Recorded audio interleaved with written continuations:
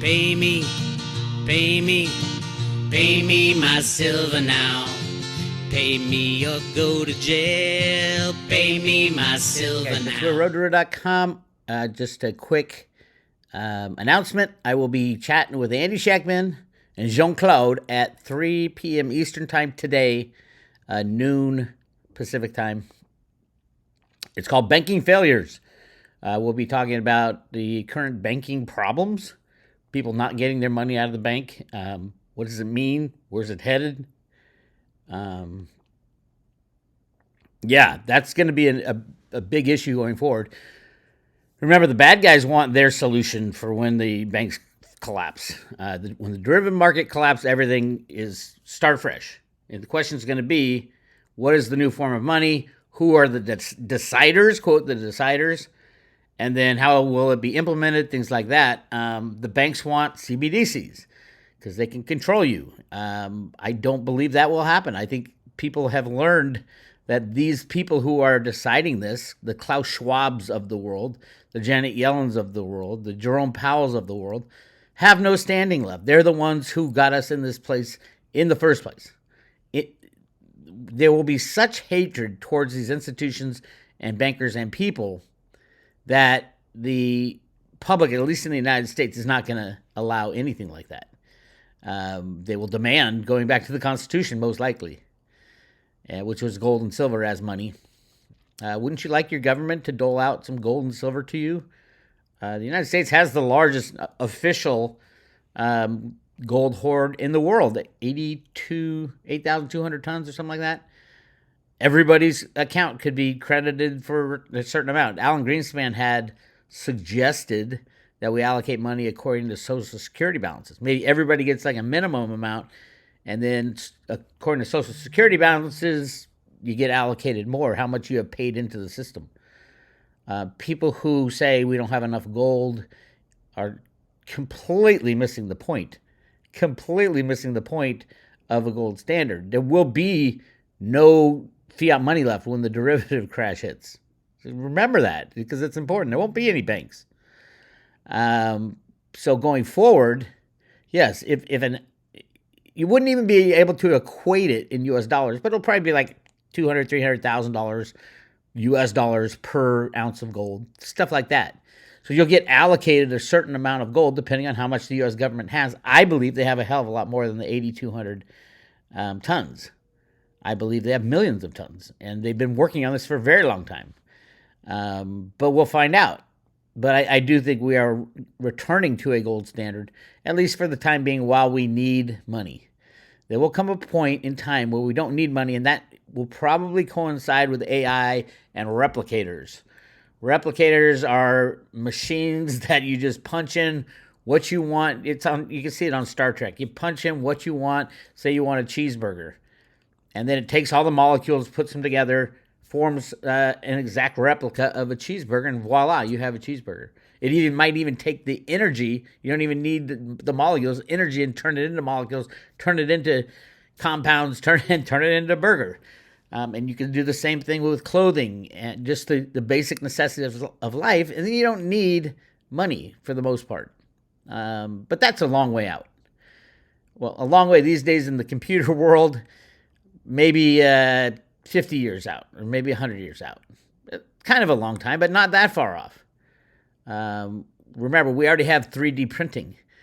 So that the 3D printing can be done fairly easily now, and that's maybe 20 years of technology, and now we can print a gun can be printed on a 3D printer, and you get that concept. Well, imagine if the actual way to form the physical thing is already there. The question is, what are the inputs, and how is the computer program deciding what piece of this molecule goes where and things like that.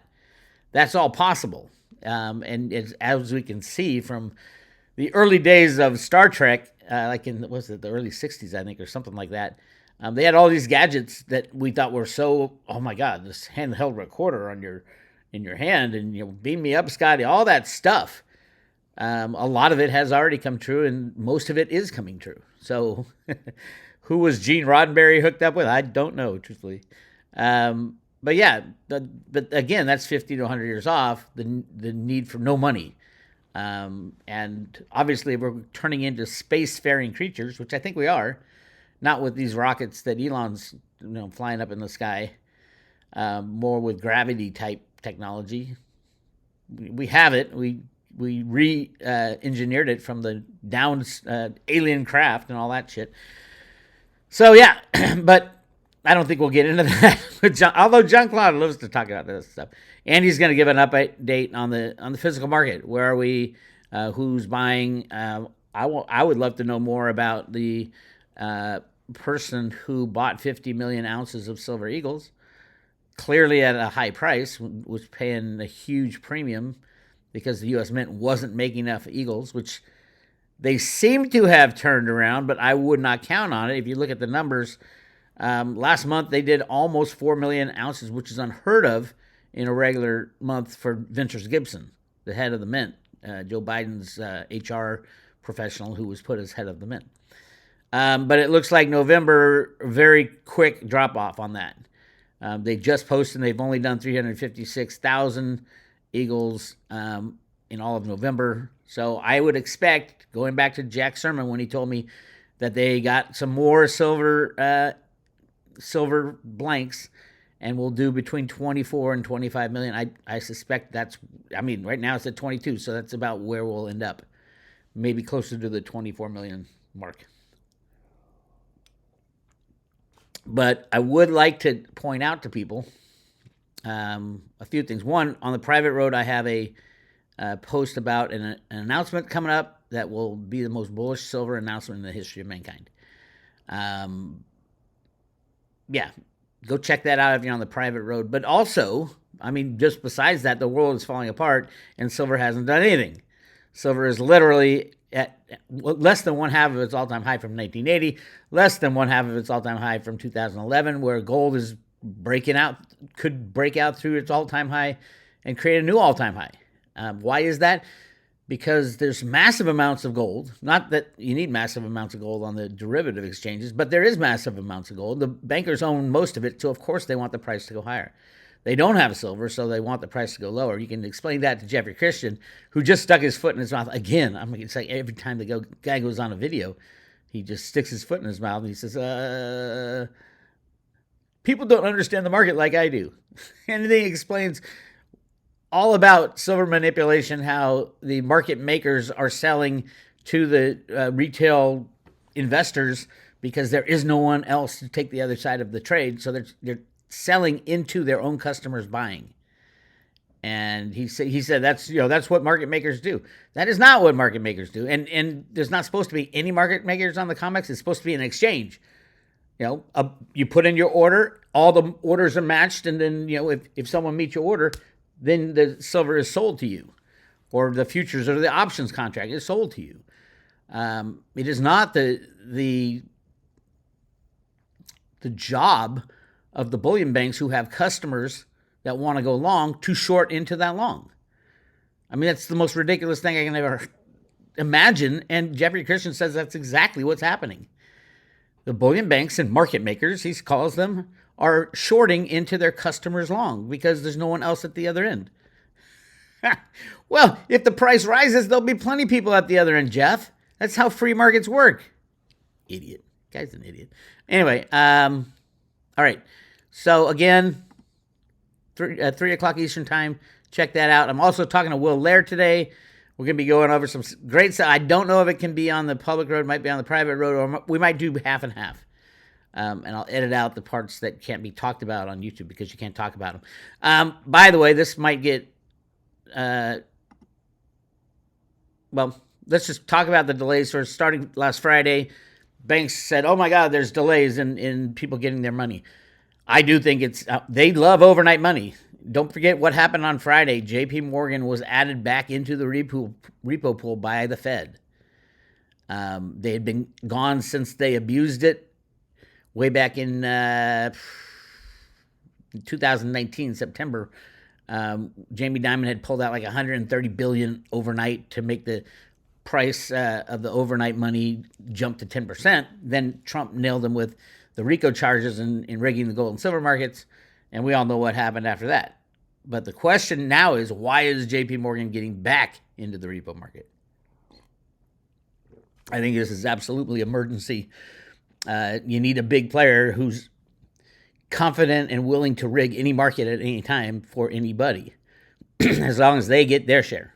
So the U.S. government can go to Jamie Dimon and say, "We need you to rig the repo market, and you take 10% of the rigging proceeds." That's the way the government works now. Okay, now here's something that it's near and dear to my heart. This has affected my life in so many ways. The Department of Justice launches an all-hands-on-deck initiative for cracking down on San Francisco open drug market. So this is San Francisco, the same people that defunded the police. And I want to talk about that, defunded the police, because when that started, I knew I had to get out of Oakland. That's when Amy and I moved up north. It was the whole concept of defunding the police. And this startling image right here. Do you guys remember this? The deep state Democrats bowing to the defund the police movement. The Black Lives Matter movement. By the way, Black Lives Matter, basically, the people who ran it took all the money. They didn't do anything with it. Ask any black person. How much of the Black Lives Matter money did you get? And I heard it was over $100 million. They were buying mansions. I mean, these people are so stupid. And they can't even stand up. They're so stupid. And that's a physical problem. I get it. But so they go down for a big show in the Capitol building with their African scarves on, say, "We are going to stand in solidarity with defund the police and Black Lives Matter," and all this bullshit. This is when it started. Watch this.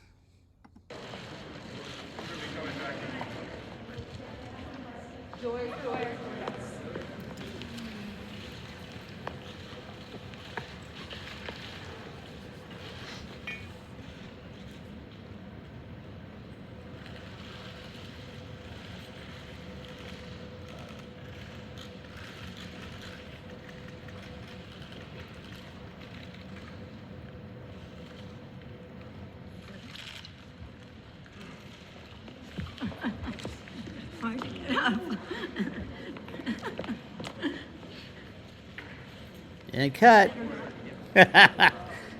Are you kidding me? First of all, they're all wobbling. They're on one knee and they're all like this. Nancy Pelosi couldn't even get up after that. Jerry Nadler, that little shrimp dude who's the most pathetic human in all of Congress, he didn't even try to take a knee. He knew he couldn't get up. And he's barely as tall as everybody else. Not that I'm the tallest man in the world. But you can see, Jerry Nadler, just take a look at him. Where is he? When they show the sight of everybody. Here he is. There he is. Jerry Nadler's not on his knee. He's got his big platform shoes on. He's still half the size of everybody. So this is when it began. This is June 8th of 2020. And all of a sudden, this is the insane amount of coordination and effort it took to destroy some of America's best cities. So it started here in Congress, and then from then on, it was like every city in the Democratic world was defunding the police. San Francisco Mayor London Breed announces cuts to police in new city budget. The mayor announced a $120 million cut to the police and sheriff's department. If you've been to San Francisco yet, first of all, I highly, highly recommend do not go. Too freaking dangerous. San Francisco and Oakland, I've been there. I haven't been in a while.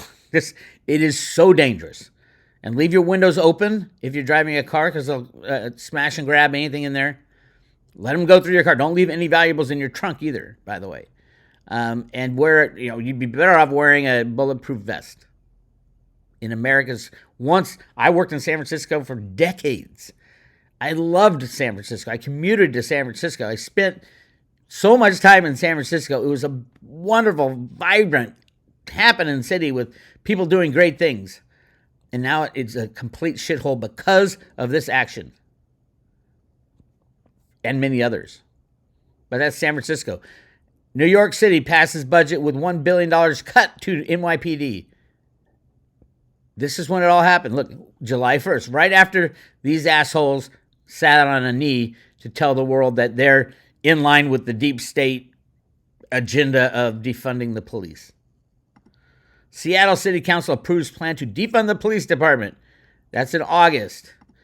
Portland City Council defunds police bureau by $15 million. That's in June 17th.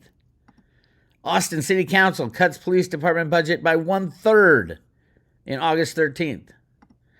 Oakland, where I used to live, City Council votes to defund the police, stripping more than $17 million from the police.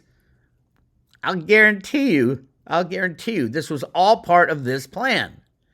These pathetic human beings, these deep state operatives, 99% of them are pedos, by the way. We're going to find that out very soon.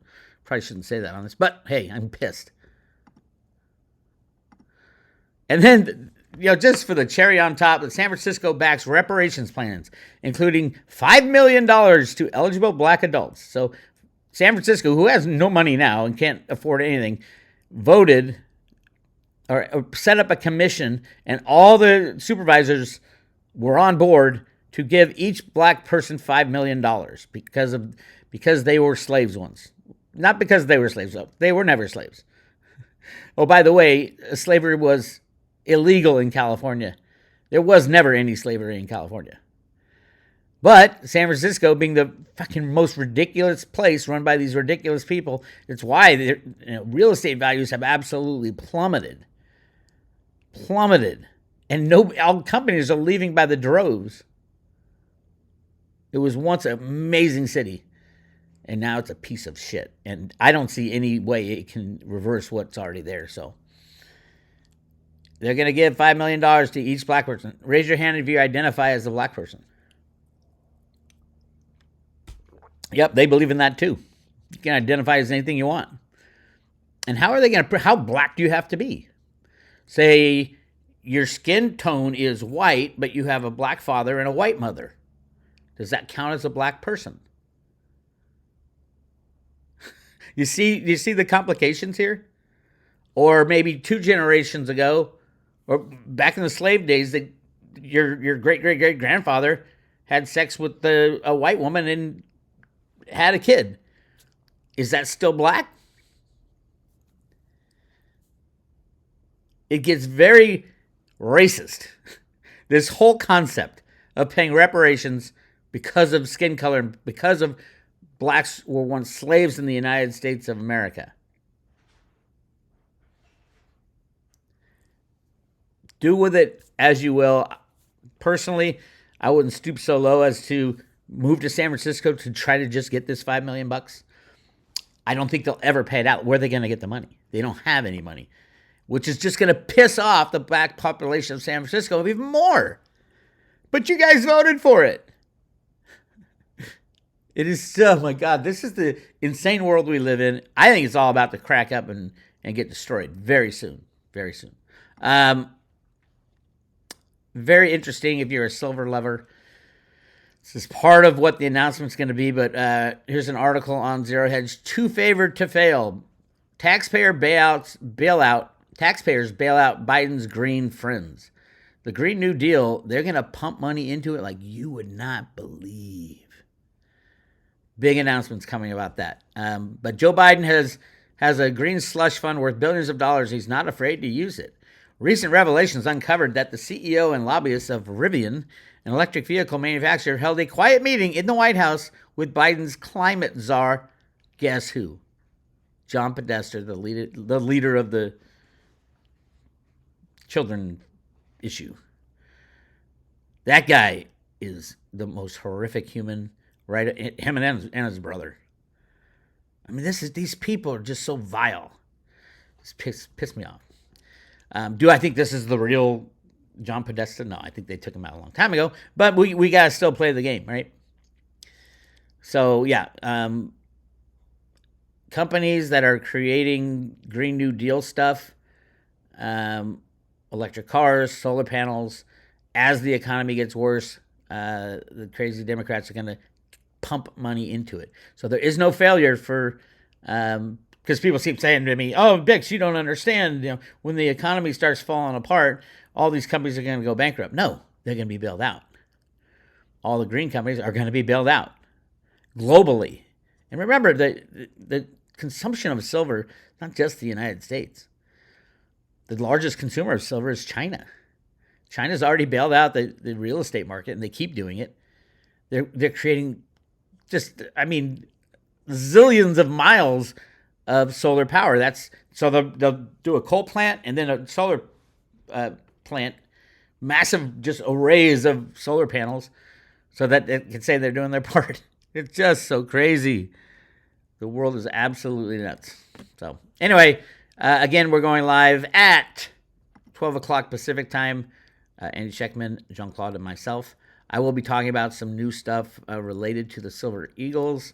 What I think will happen over the next couple months is very, very, very important, especially if you're a Silver Eagle investor. Remember, when the banks crash, and I do believe they are going to at some point, there will be no buying or making of Silver Eagles. The question is, will they start up again, and will it be a situation where you can buy them, really? Or will they be allocated to you because they might be the new money? And then we get into, how bad is it? Do we really have to nationalize or confiscate everybody's gold and silver? I don't know. I think the U.S. has a lot. It wouldn't get much from something like that. I mean, there's not a lot of gold and silver in the hands of the people. So the optics of that would be 50 times worse. And don't forget, gold and silver are traded globally, at least for now. I think that'll end instantly with the crash of the bank. So I've been saying it for a while. I know, I get it. This is the last chance to buy your Eagles. But I can give you a scenario where it is the last chance to buy your Eagles, and then everything after that will be allocated to you as a form of money. So if gold and silver are money, there won't be silver shops really set up. Say, hey, get these Silver Eagles. They can do other types of silver, sure. But the protections for other types of silver are not the same protections for U.S. Mint-made Silver Eagles. Which, if you counterfeit those, if you fake those, that's counterfeiting laws, which are much more strict than the fraud laws if you fake a 1 ounce round or 100-ounce bar. Don't buy bars. Now, one of the most interesting things as we go through this process of the old system dying is it's going to be serious amount of doubt and authenticity called into question when people start finding out that their 100-ounce silver bars have molybdenum inside them instead of silver, or gold bars have what was it? Molybdenum and I forgot. Tungsten, those are the very close density, weight, and all that to silver. So a lot of the gold bars out there are just coated with just very light spray of gold. So it looks gold. Unless you drill into it, you're not going to know. And nobody drills into their bars. Rob Kirby did an excellent job of exposing what the majority. He says the majority of the mint in the at Fort Knox is actually not gold. It's just gold-plated bars of probably what did I say it was? Tungsten. And he had receipts for it too. Anybody can fake anything. I get it. And I don't think they really need to move that Fort Knox gold. Like they can just fractionally sell it on the paper markets. So, or lease it out. I know it's crazy, but it's going to get crazier. I heard we have a massive increase in the amount of Jewish people buying guns now in the United States. I'm all for it. Absolutely. Buy as many guns as you can. We'll be walking around with guns before this is all over, just for your own protection. And by the way, that's the safest place there is, a community where everybody's packing, because what idiot in their right mind would go shoot up a school if they knew everybody was packing? Nobody. And if they did, it'd be over in a second. Everybody pull out the gun. You're shooting kids, gone. I know, it's crazy, it's dire. My hope is, knowing that there's been good guys behind the scenes for at least 100 years, is there's a better plan than what I'm presenting to you right now. But right now, I don't hear any. Anybody hoping for the NESRA Act, that's not going to work. That keeps the same people in power. So it never did. It never could work. People keep relying on it, and then it comes and goes. It comes and goes. This thing is supposedly signed by Clinton in the 90s. Comes and goes, comes and goes. You got to do it. And then the Iraqi dinar. You got to invest in Iraqi dinar. This is the dumbest thing ever. XRP is going to save you from your financial woes because the banks are all going to use XRP. First of all, it violates Reggie's patent. Second of all, there won't be any banks to use XRP. XRP, the sole use case of XRP is for the type of banking system we have today. And I don't think that'll be there. They're all insolvent. Every single one of them. Not one bank right now, if they had to sell their assets, would they have enough to cover all their obligations? So what good is XRP going to do you in a world where the banks collapse? No good. Zero. That's my take. I'm sure, look down in the comments. I'm sure all the XRP army will come out. And yeah, I agree. Defend your tokens. But just remember, XRP was built by bankers for bankers. If you want the banking system to continue the way it is, yeah, go ahead and get plenty of XRP in your wallet. It's crazy. Anyway, that's what I got for you. Again, to subscribe to the private road at Road to Ruta, go to subscribe today at roadtoruta.com. We'll send you this coin. I'll talk to you later.